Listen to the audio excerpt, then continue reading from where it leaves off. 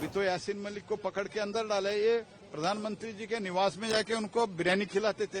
ये लोग इनके क्या अपेक्षा करते हैं, इसीलिए लोग उनको तिरस्कार कर रहे हैं ना। जिनका नाम ले रहे हैं डॉक्टर मनमोहन सिंह, कोई इस देश का एक भी आदमी बोल सकता है कि मनमोहन सिंह साहब देशभक्त नहीं थे। कोई भी ये भी बोल सकता है कि मनमोहन सिंह साहब ने देश के प्रधानमंत्री रहते हुए कोई भी ऐसा काम किया जिससे देश का कहीं भी नुकसान हुआ हो। कांग्रेस पार्टी और डॉक्टर मनमोहन सिंह की गवर्नमेंट ने 12 साल में पाकिस्तान को अलग थलग करके रखा। लोग टेररिस्ट के साथ, हफीज वगैरह के साथ तो संपर्क में थे, तो पहले भी आता है, एक एफिडेविट के द्वारा हुआ है। मीन्स इनका अप्रोच क्या था। आज देश में टेररिस्ट एक्टिविटी क्यों कम हुआ है? क्योंकि हमारा अप्रोच बहुत स्पष्ट है। ये नॉनसेंस हम टॉलरेट नहीं करते। अगर वो पाकिस्तान में भी बैठते हैं तो इसका परपेट्रेटर जहां भी बैठे हो, ये जो योजना करके उधर बैठ के इधर से चलाता है, ऐसे अभी नहीं होता है। तो जैसे प्रधानमंत्री जी ने और गृह मंत्री जी ने बार बार कहा है, रक्षा मंत्री ने घुस के मारेंगे, ये तो हो रहा है। अभी तो यासीन मलिक को पकड़ के अंदर डाले, ये प्रधानमंत्री जी के निवास में जाके उनको बिरयानी खिलाते थे। ये लोग इनके क्या अपेक्षा करते हैं, इसीलिए लोग उनको तिरस्कार कर रहे हैं ना। देखिए, अब कौन आज क्या बोल रहा है इसका क्या मायना।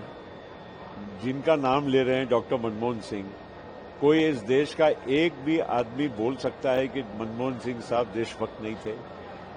कोई भी ये भी बोल सकता है कि मनमोहन सिंह साहब ने देश के प्रधानमंत्री रहते हुए कोई भी ऐसा काम किया जिससे देश का कहीं भी नुकसान हुआ हो।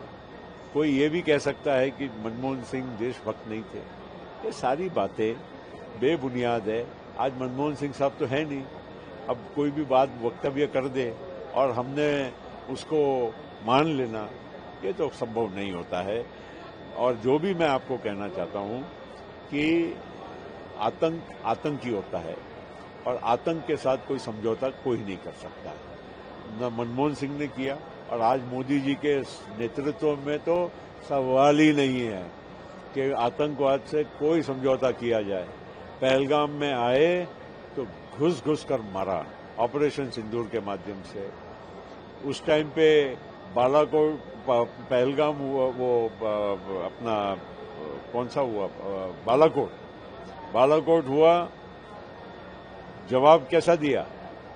तो ये है मोदी जी की आज की रणनीति, आज की जो हमारे भारत की सरकार की जो नीति है, इससे कहीं आतंक का समझौता नहीं हो सकता। एक खूंखार आतंकवादी के बयानात या उसके एफिडेविट को क्या जो देते हैं, जो कि जेल में है और जिसको हमेशा जो है वो आतंकवादी घटनाओं की वजह से जेल में रहा और इस तरह की बयानबाजी करके अपने बचाव में कुछ कहता होगा और जो जेल में है कुछ कह रहा होगा, कुछ कहलाया जा रहा होगा, उस पर मैं टिप्पणी नहीं करना चाहता।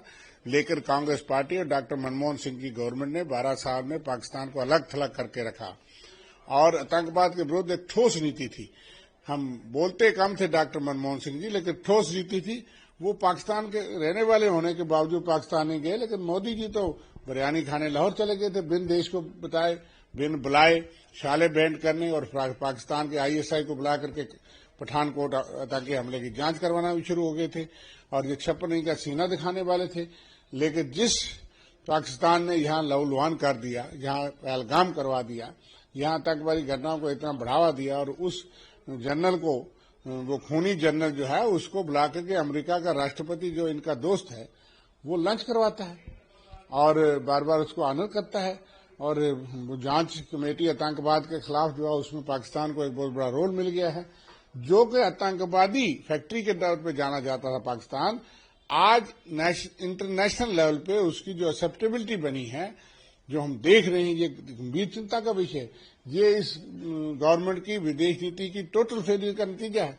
2 मुल्क हमारे साथ, इटली और इजराइल, थोड़े से खड़े हुए ऑपरेशन सिंदूर और पहलगाम की दर्दनाक घटना के बाद। तो ये फेलियर नहीं है मोदी गवर्नमेंट का। और उसके बाद अब सऊदी अरब के साथ भी उसका समझौता हो गया कि पाकिस्तान पे हमला सऊदी अरब पे भी समझाया जाएगा। तो ये खतरे तो बढ़ रहे हैं और आप कांग्रेस की नीतियों पे जो उस पर एक आतंकवादी के एफिडेविट पे सवाल उठाएंगे, जिस कांग्रेस ने और मनमोहन सिंह ने पाकिस्तान को एक्सपोज करके अलग थलग करवा दिया, इतने सैंक्शन करवा दिए, आतंकवाद को यहाँ बिल्कुल कमजोर करवा दिया और आपकी नीतियां ठीक नहीं है।